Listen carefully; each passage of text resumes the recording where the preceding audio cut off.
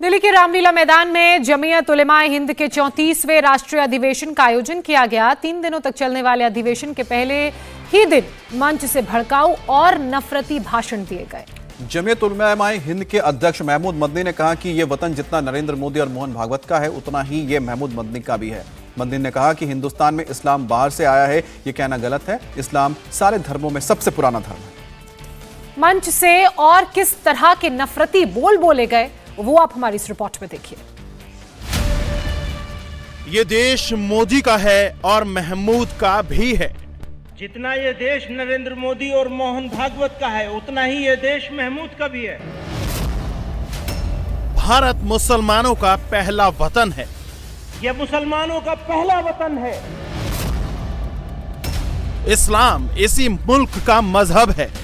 इस्लाम इसी मुल्क का मजहब है। अदालत रियासत के दबाव में काम कर रही है।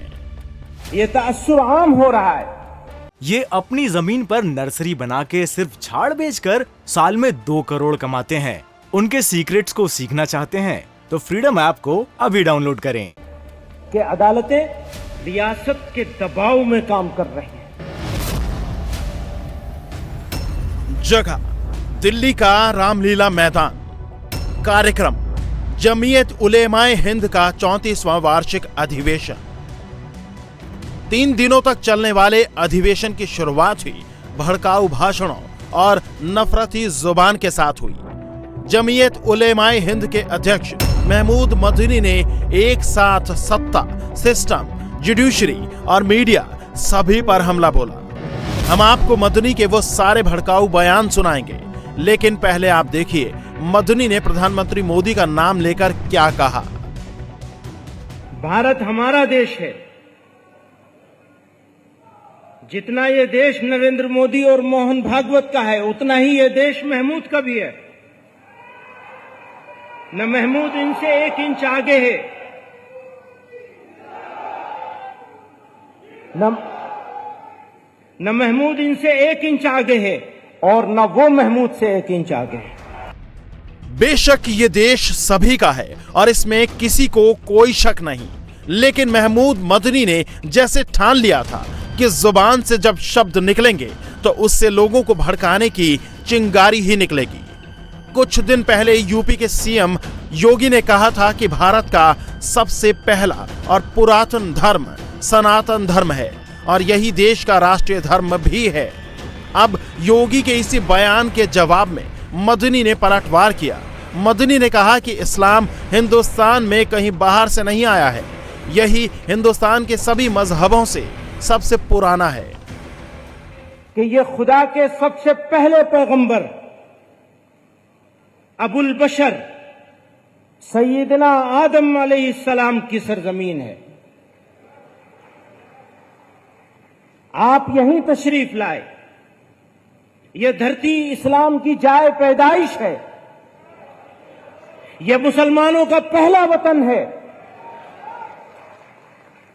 इसलिए यह कहना, यह समझना और यह बोलना कि इस्लाम बाहर से आया हुआ कोई मजहब है, यह सरासर गलत और तारीखी एतबार से बेबुनियाद है।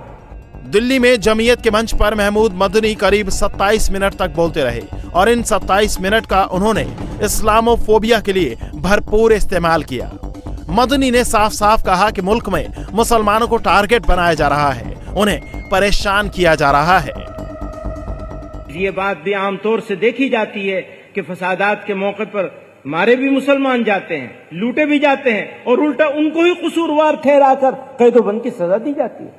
किसी भी महजब समाज के लिए अदल व इंसाफ सबसे बड़ा मेयार है। अदल व इंसाफ के बगैर बड़ी से बड़ी रियासत और बड़े से बड़ा मुल्क बाकी नहीं रह सकता। महमूद मदनी ने न सिर्फ सरकार और पुलिस पर सवाल उठाए, बल्कि रामलीला मैदान के मंच से उन्होंने देश की अदालतों को भी कटघरे में खड़ा कर दिया। शेरो शायरी करते हुए उन्होंने मीडिया को भी नहीं बख्शा। ये तासुर आम हो रहा है कि अदालतें रियासत के दबाव में काम कर रही हैं। अकलियतों के आईनी हुकूक और दस्तूर के बाद बुनियादी उसूलों की तशरीह की ऐसी मिसालें सामने आई हैं जिन्होंने अदालतों के किरदार पर भी सवालिया निशान लगा दिया है। मुख्तलिफ अदालतों ने मुस्लिम पर्सनल लॉ से मुताल्लिक मसाइल को लेकर जो फैसले दिए हैं, उनसे ऐसा महसूस हुआ कि इन अदालतों ने कानून की तशरीह के बजाय कानून वज़ा करने की कोशिश की है। मीडिया जमहूरियत की बका का सबसे अहम और बड़ा वसीला है, लेकिन आज वो जमहूरियत के लिए सबसे बड़ा, डेमोक्रेसी के लिए सबसे बड़ा चैलेंज बन गया है। आज मीडिया की अक्सरियत जमहूरियत की जड़ों को खोखला कर रही है और भारत की एक कमजोर अकलियत को मजहबी, समाजी और कौमी मामलात में बदनाम कर रही है। मीडिया ने कोरोना के दौर में तबलीगी जमात और दीगर इंफरादी वाकयात को जिस तरह एक कौम की इज्तिमाई गलती के तौर पर पेश करने की कोशिश की, वो इंतहाई शर्मनाक, शेमफुल है। इस अधिवेशन में केवल मदनी अकेले नहीं थे जिन्होंने भड़काऊ भाषण दिया। असम की पार्टी AIUDF के मुखिया बदरुद्दीन अजमल ने तो सीधे सीधे आरोप लगाया कि चुनाव के दौरान साजिशें की जाती हैं और ये साजिश हुकूमत और चुनाव आयोग करता है। वह साजिशें होती है हुकूमत की तरफ से भी और इलेक्शन कमीशन की तरफ से। हमको गुमराह करने की कोशिश की जाती है। हमारे लोगों में यही करनी है। ये अपनी जमीन पर नर्सरी बना के सिर्फ झाड़ बेचकर साल में 2 करोड़ कमाते हैं। उनके सीक्रेट्स को सीखना चाहते हैं तो फ्रीडम ऐप को अभी डाउनलोड करें। तालीम नहीं है, वो समझ ही नहीं पाते क्या मसला है और लाखों लोग कट जाते हैं। दिल्ली में जमीयत उलेमाए हिंद का ये अधिवेशन 3 दिनों तक चलना है। अब आपको बताते हैं कि जमीयत उलेमाए हिंद है क्या। जमीयत उलेमाए हिंद की स्थापना 1919 में हुई थी। इसे भारतीय इस्लामी विद्वानों का संगठन कहा जाता है। ये मुसलमानों के अधिकारों की पैरवी करने वाला संगठन है। 2008 में जमीयत उलेमाए हिंद 2 गुटों में बंट गया।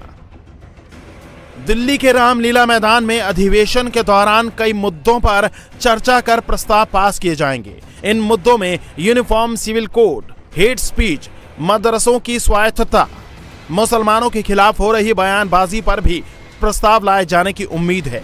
लेकिन पहले ही दिन जिस तरह से मंच पर भड़काऊ बयानबाजी हुई है, अगर आने वाले दिनों में ये और तीखे हों तो हैरानी नहीं होगी।